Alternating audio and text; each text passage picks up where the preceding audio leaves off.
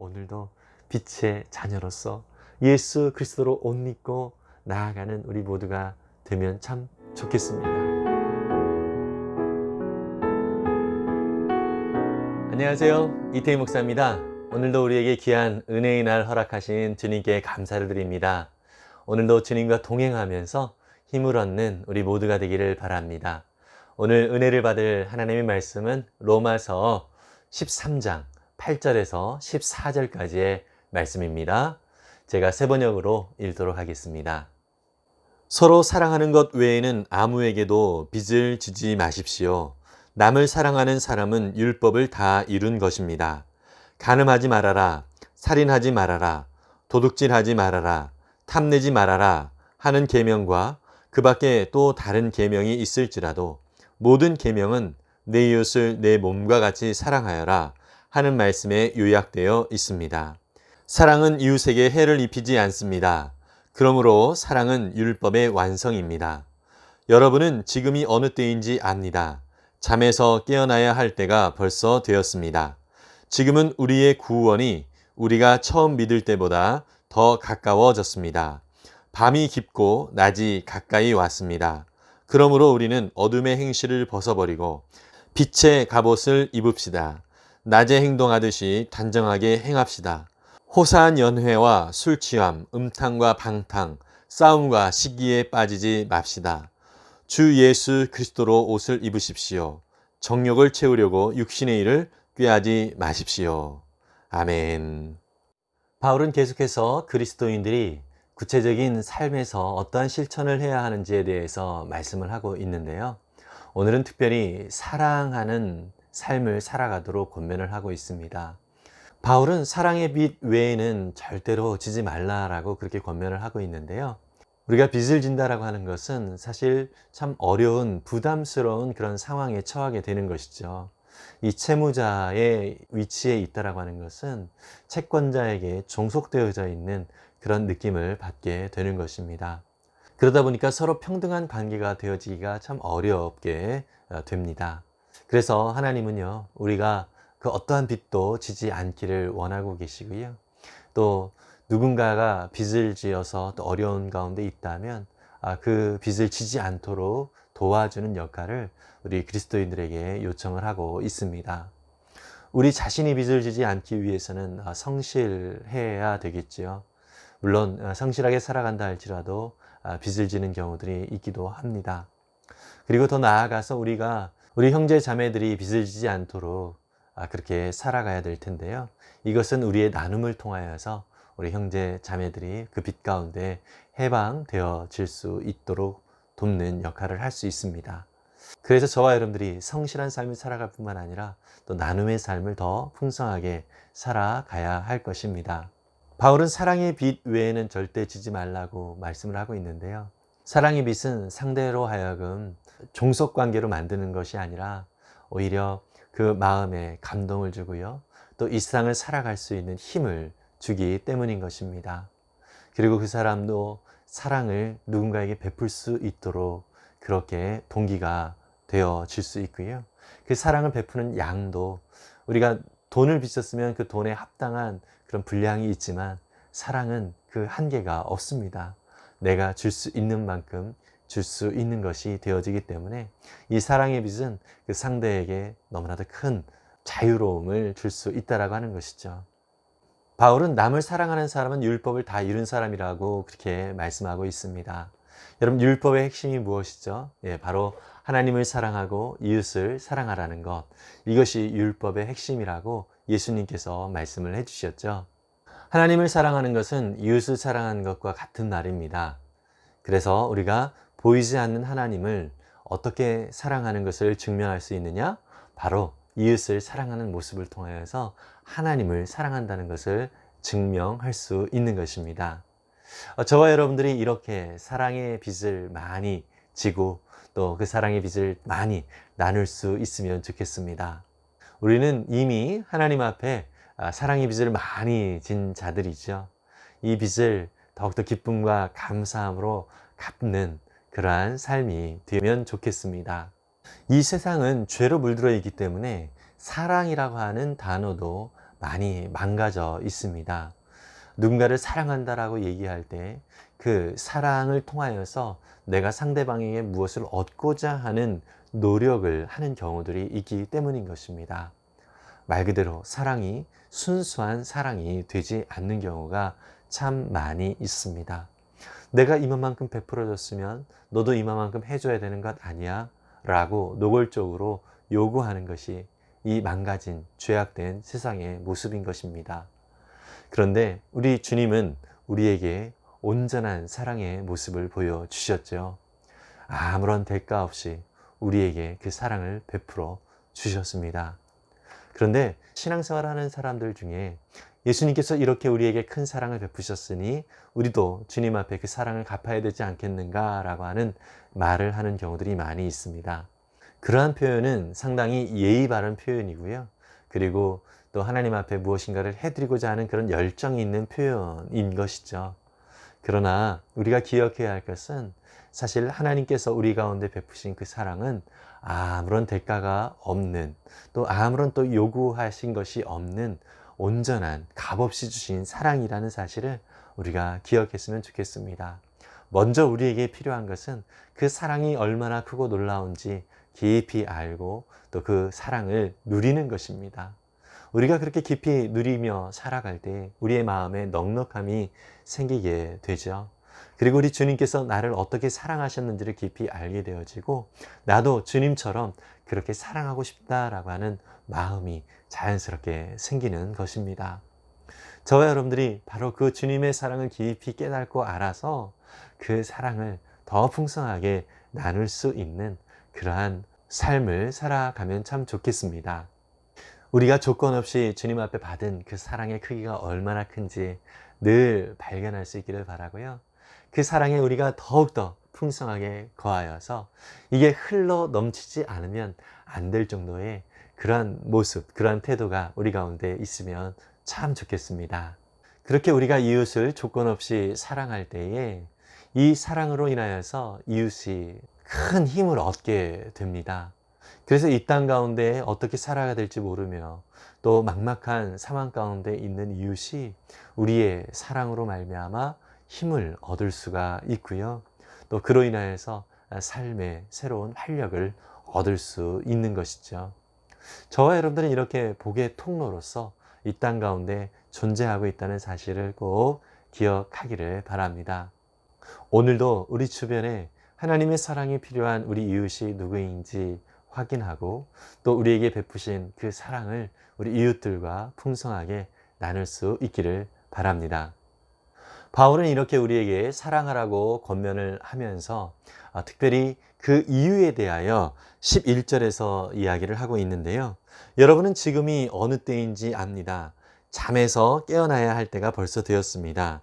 지금은 우리의 구원이 우리가 처음 믿을 때보다 더 가까워졌습니다. 이렇게 말씀을 하고 있습니다. 말 그대로 하나님께서 우리 가운데 약속하신 그 종말의 때가 가까이 왔기 때문에 우리의 삶 속에서 더욱더 사랑의 삶을 살아가기를 권면하고 있는 것입니다. 우리는 결국 주님을 만나게 됩니다.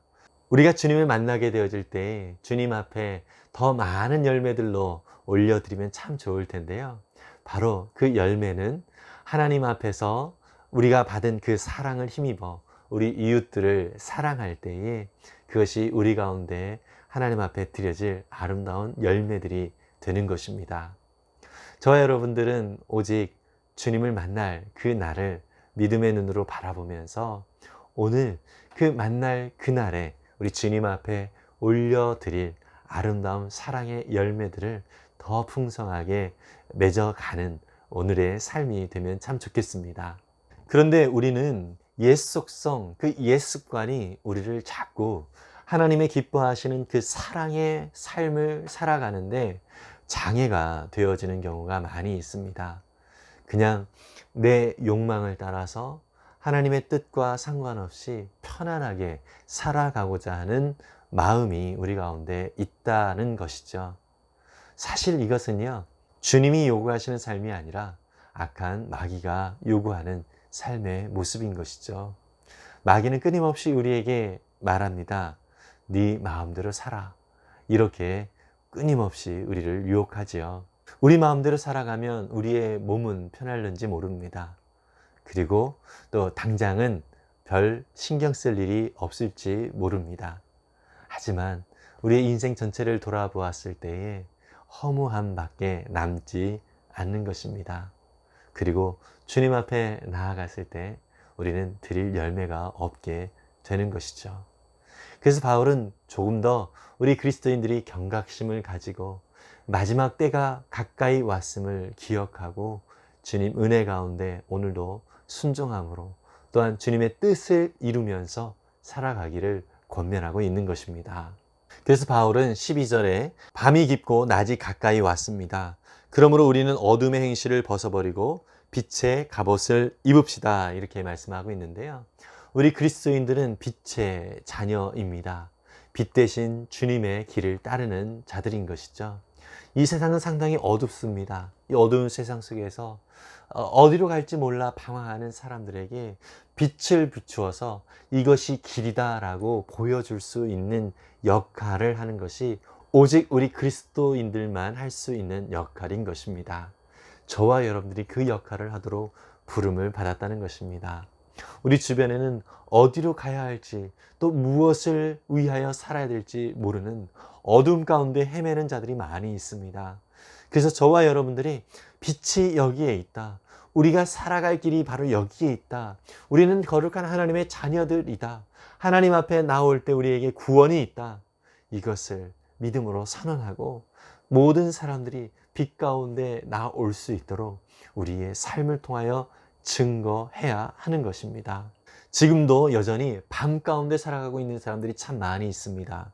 그들은요, 호사한 연회와 술 취함과 또 방탕함과 음탕함, 또 싸움과 시기에 빠지는 사람들입니다. 우리는 거기에 휩쓸려서는 안 되고요. 그들 가운데 빛으로 나올 수 있도록 빛을 비춰주는 그 역할들을 감당하도록 하나님께서 우리를 이 땅에 불러주셨음을 기억하기를 바랍니다. 우리가 있는 그곳에서 그 어두움의 모습들이 사라지도록 하나님은 우리를 사용하시기를 원하십니다. 저와 여러분들이 주님의 빛의 자녀들인데요. 이 빛을 소심하게 그냥 등경 아래 두지 마시고 이 땅 가운데 높이 들려서 사람들이 볼 수 있도록 그렇게 우리가 살아가면 참 좋겠습니다. 그럴 때 우리를 통하여서 구원의 놀라운 역사들이 아름답게 이루어질 것입니다. 바울은 그래서 주 예수 그리스도로 옷을 입으십시오. 정욕을 채우려고 육신의 일을 꾀하지 마십시오. 이렇게 마무리하면서 권면을 하고 있는데요.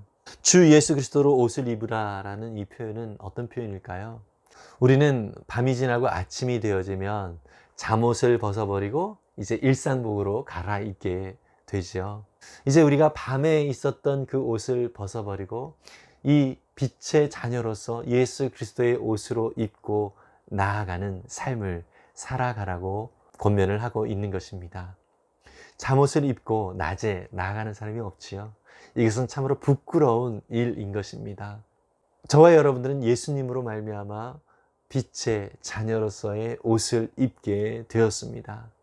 결국 우리를 통해서 예수님이 나타나게 되는 것이죠. 자랑스럽게 이 예수님을 이 세상 가운데 드러낼 수 있도록 우리가 부름을 받았다는 사실을 기억하면서 오늘도 빛의 자녀로서 예수 그리스도로 옷 입고 나아가는 우리 모두가 되면 참 좋겠습니다. 오늘도 그렇게 주 안에서 승리하는 우리 모두가 되기를 간절히 바랍니다. 기도하겠습니다. 사랑해 주님 감사합니다. 이 세상은 어두움의 세상이며 또 사랑에 메말라 있는 세상입니다. 우리에게 사랑이 무엇인지를 보여주셨고 또 그 주님의 사랑으로 말미암아 우리가 구원의 은혜 가운데 나아갈 수 있게 되었는데 주님, 이 사랑을 우리 자신만 간직하는 것이 아니라 이 땅 가운데 더욱 풍성하게 나눌 수 있는 거룩한 주님의 자녀가 되게 해 주옵소서. 그래서 이 땅에 사랑에 목말라 하고 있는 영혼들에게 주님의 사랑이 이렇게 풍성하다는 것을 알려주고 또 주님의 그 사랑을 더 나눌 수 있는 그러한 삶을 살아가게 해 주옵소서. 특별히 우리는 이 어두운 세상 속에서 빛의 자녀로 부름을 받았습니다. 주님, 어두움 속에서 참으로 어디로 가야 될지 방향을 잃고 살아가는 사람들에게 주님의 거룩한 자녀가 되어 이 땅 가운데 빛을 비춤으로 말미암아 사람들이 주 앞에 나와 참 생명을 얻고 저들의 삶의 이유와 또 목적을 깨달아 알 수 있도록 복의 통로가 되어줄 수 있도록 우리를 사용하여 주시옵소서. 이제 단정하게 예수 그리스도로 옷을 입어 이 땅 가운데 하나님의 거룩한 자녀로서의 합당한 삶의 모습을 밝히 보여주며 주님의 귀한 뜻을 더 아름답게 사랑으로 이루어갈 수 있도록 축복해 주옵소서. 감사드리며 예수님의 이름으로 기도했습니다. 아멘. 예전에 예비군 훈련을 받을 때는 군복을 이렇게 입었는데요. 예비군복을 입고 이렇게 훈련을 받을 때는 그냥 아무데나 철포덕 앉고 또 옷이 더러워져도 그것을 신경을 쓰지 않았습니다. 내가 그냥 군복을 입고 있었기 때문에 그렇게 행동이 바뀌게 되는 것이죠. 그런데 양복을 입고 결혼식장을 가거나 또 제가 설교를 할 때 옷에 그 매무새에 좀 신경을 쓰게 되는 것입니다. 아무데도 앉지 않지요. 여러분, 그래서 옷은 우리의 행동을 제한하고 어떤 면에서는 규정을 해주기도 합니다. 저와 여러분들이 예수 그리스도로 옷을 입은 사람이라는 사실을 기억한다면 오늘 우리의 삶에서 하나님의 뜻을 따라서 어떻게 살아야 될지를 분별하여 그 뜻에 합한 모습으로 예수 그리스도의 옷을 입은 자로서 합당한 삶을 더 기쁨과 감사함으로 살아갈 수 있기를 간절히 바랍니다. 하늘 복 많이 받으세요. 샬롬.